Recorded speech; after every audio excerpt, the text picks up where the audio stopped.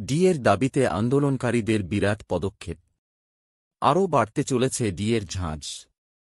এবার নবান্নের অদূরে ৩ দিনব্যাপী সভা করার অনুমতি চেয়ে কলকাতা হাইকোর্টের দ্বারস্থ হল সংগ্রামী যৌথ মঞ্চ। নবান্ন বাস স্ট্যান্ডে ১৯ থেকে ২২ তারিখ সভা করার অনুমতি চেয়ে আবেদন করা হয় সরকারি কর্মীদের এই সংগঠনের তরফে। বকেয়া ডিএ সহ নানা দাবি আদায়ে এই সভার অনুমতি চেয়ে কিছুদিন আগেই হাওড়া পুলিশের কাছে আবেদন জানানো হয়েছিল সংগ্রামী যৌথ মঞ্চের তরফে। যদিও সংশ্লিষ্ট সংগঠনের দাবি, এখনও পর্যন্ত পুলিশের তরফে ইতিবাচক বা নেতিবাচক কোনো উত্তর পাওয়া যায়নি। আর এর পরেই কলকাতা হাইকোর্টের দ্বারস্থ হয়েছে সরকারি কর্মীদের এই সংগঠন।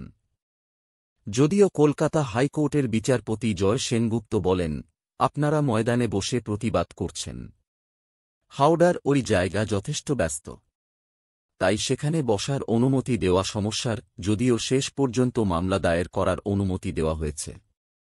মামলাটির সম্ভাব্য শুনানির তারিখ আগামী সোমবার। প্রসঙ্গত, কেন্দ্রীয় হারে ডিএর দাবিতে দীর্ঘদিন ধরেই শহীদ মিনারের পাদদেশে অবস্থান বিক্ষোভ চালাচ্ছে সংগ্রামী যৌথ মঞ্চ।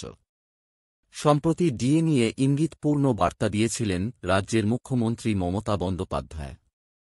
তিনি বলেছিলেন, যদি কেউ কেন্দ্রীয় হারে ডিএ চান সেক্ষেত্রে তিনি কেন্দ্রের চাকরি করতে পারেন, কেউ আটকাবে না। মমতা বন্দ্যোপাধ্যায়ের এই বক্তব্যের পরেই আন্দোলনের ঝাঁজ আরও বাড়ানোর কথা বলা হয়েছিল সংগ্রামী যৌথ মঞ্চের তরফে।